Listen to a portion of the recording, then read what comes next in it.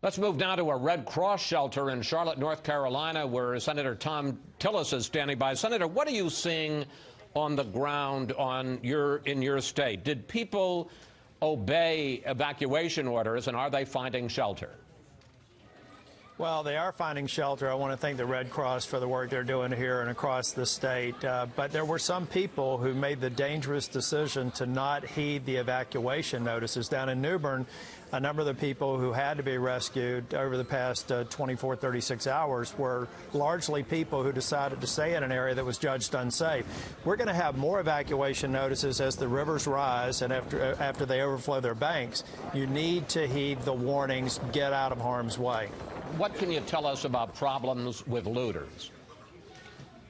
Well, we've had one report down in Wilmington. I don't think that it's widespread, and law enforcement takes it very seriously. In that particular report, I think the store manager chose not to have law enforcement intervene. For the most part, I think that people have really been focused on keeping themselves safe and obeying the law and order that we need as we go through the recovery. How much damage? Obviously, it's just a guesstimate at this point, but how much damage will this do to your state? Are we talking billions of dollars? And how long before life in North Carolina gets back to anything close to normal? Well, Chris, to give you a comparison, Matthew hit about 2 years ago, a little less than 2 years ago. We're still recovering from Hurricane Matthew. I think that this storm is likely going to produce impacts greater than Hurricane Matthew. The agriculture industry, the largest industry in our state, is hard hit. We're going to have to sort out the crop damage.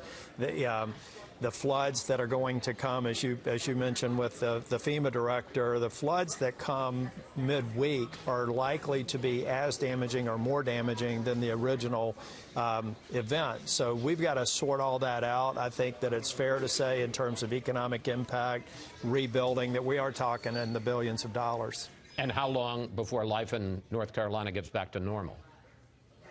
Well, it's very difficult to say. With the rivers and with the statewide impact, I mean, I'm in Charlotte right now. We're beginning to get the rain bands that have been taking days to get here.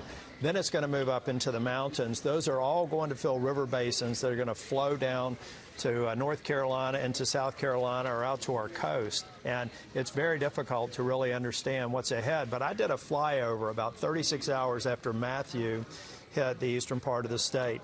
And we thought it was bad then. And 2 days later, we saw damage that was far surpassed what the initial impact of that Category 1 storm. So people need to take it seriously. The fact that it's a tropical depression means that it's a very serious weather and rain event. So listen to local authorities, find access to help. And I was going to mention also, FEMA has an app that you can get on an Android or iPhone that'll give you access to resources. You may be able to volunteer in your community, help other people know what the resources are that are out there at the state, local, and federal level to help us as we go through this disaster. And finally, Senator, I got about a minute left, and you took me just where I want to go.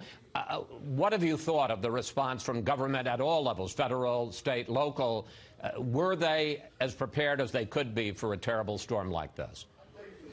Well, I think so, because with the way the storm is tracking, there are some people that would say position here or position there. I think they positioned in a central location that got them out there as quickly as they could. The governor's doing a great job. I agree with the FEMA director. Mike Sprayberry is one of the best at what he does for disaster management. They're coming together. We've had, sadly, experience with this before. I'm proud of what they've done. I'm sure we'll do an after action and see things we can do better. But I think North Carolina does it about as well as anybody in the country. Unfortunately, you have too much experience with it. Senator Tillis, thank you. Thanks for your time. Our thoughts and prayers go out to all of those caught in this storm, sir. Thank you, Chris.